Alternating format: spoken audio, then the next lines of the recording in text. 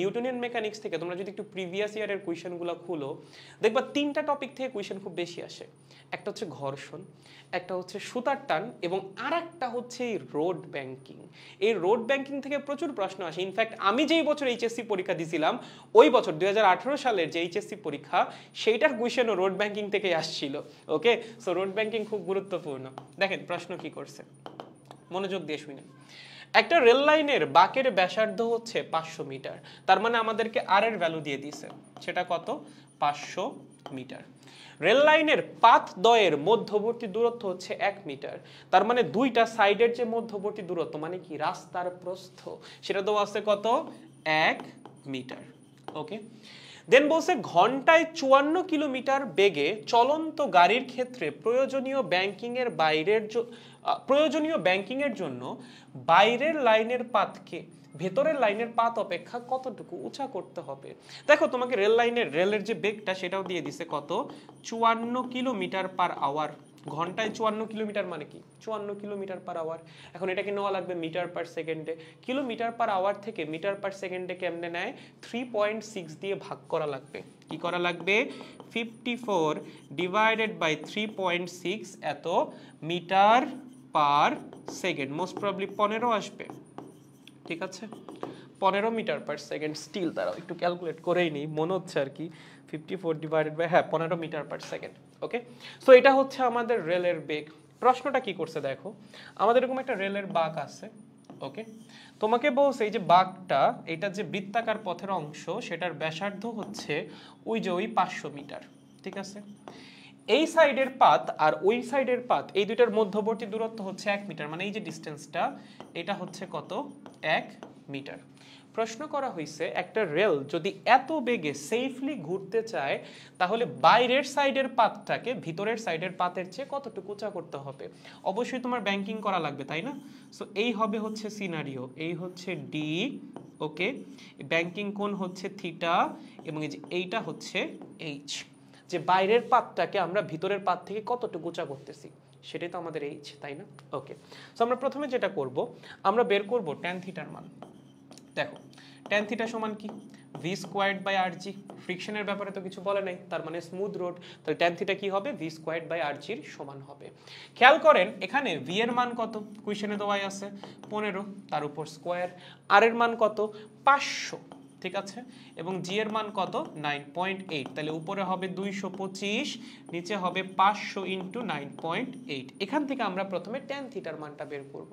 এখন তুমি বলতে পারো যে ভাইয়া আমরা তো সরাসরি h by D is equals to V squared by R G দিয়েও করতে পারতাম। অবশ্যই করতে পারতাম, বাট তুমি যদি একদম অ্যাকুরেট রেজাল্ট চাও তাহলে আমি যে নিয়মে এখন করতেছি এই নিয়মেই করবা, এবং আমি যে নিয়মে এখন করাই দিচ্ছি তুমি এইচএসসি পরীক্ষায় এই নিয়মে অ্যাপ্লাই করবা, মাথায় থাকে জানো। ওকে, সো এখান থেকে আমরা প্রথমে ট্যান থিটার মানটা বের করব। কত আসবে, উপরে হচ্ছে 225, নিচে হচ্ছে 500 ইন্টু 9.8, তাহলে আসতেছে হচ্ছে 0.0459। এখান থেকে আমরা একটু থিটার মানটা বের করব।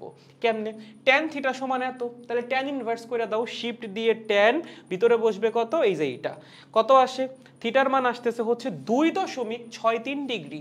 তার মানে ব্যাংকিং কোণ কত 2.63 ডিগ্রি।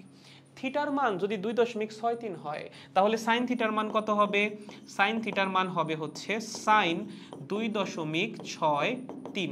কত বলেন, সাইন অ্যান্সার কত আসে 0.04587। দেখো মান কিন্তু সেমই আসতেছে, বাট এই যে এটা তো অনেকটা শর্টকাটের মতো তাই না। এগুলো অনেক সময় দেখা যায় স্যাররা পছন্দ করে না, স্পেশালি এইচএসসির খাতা দেখার সময়। সো স্যার যদি চায়, স্যারের যদি ভালো না লাগে স্যার 1 নাম্বার কমাই দিতে পারে। এইচএসসিতে আমরা কোনো রিস্কই নিব না, ঠিক আছে। ফিজিক্সে রিটেনে ফুল মার্কস পাওয়া খুব ইজি। ওকে, সো এখানে কোনো রকম স্যাক্রিফাইস আমরা করব না, পুরা মানে যেভাবে করা উচিত এইচএসসি পরীক্ষার জন্য আমরা সেভাবেই ম্যাথ করে দিয়ে আসবো এইচএসসিতে। কোনো শর্টকাট এইচএসসিতে না। ওকে, তুমি অ্যাডমিশনে যে যত ইচ্ছা শর্টকাট করো, কোনো সমস্যা নাই, বাট এইচএসসিতে কোনো মেস আপ করা যাবে না, কোনো রকম শর্টকাট অ্যাপ্লাই করা যাবে না। ওকে, সো আমরা প্রথমে ট্যান থিটার মানটা বের করব, সেখান থেকে থিটার মানটা বের করব, সেখান থেকে সাইন থিটার মান বের করব। ঠিক আছে, এখন সাইন থিটার মান কেন বের করলাম, কারণ আমরা জানি sine theta is equals to H by D. আমার তো এই এইচ এর মানটাই লাগবে, একটা সাইডের চেয়ে আরেকটা সাইড কতটুকু উঁচু, তাহলে এইচ কত হবে, এইচ হবে D multiplied by sine theta. ডিটা কি, দুইটা পাতের মধ্যবর্তী দূরত্ব 1 মিটার, সাইন থিটার মান কত 0.04587, তাহলে অ্যান্সার হবে 4.587 সেন্টিমিটার।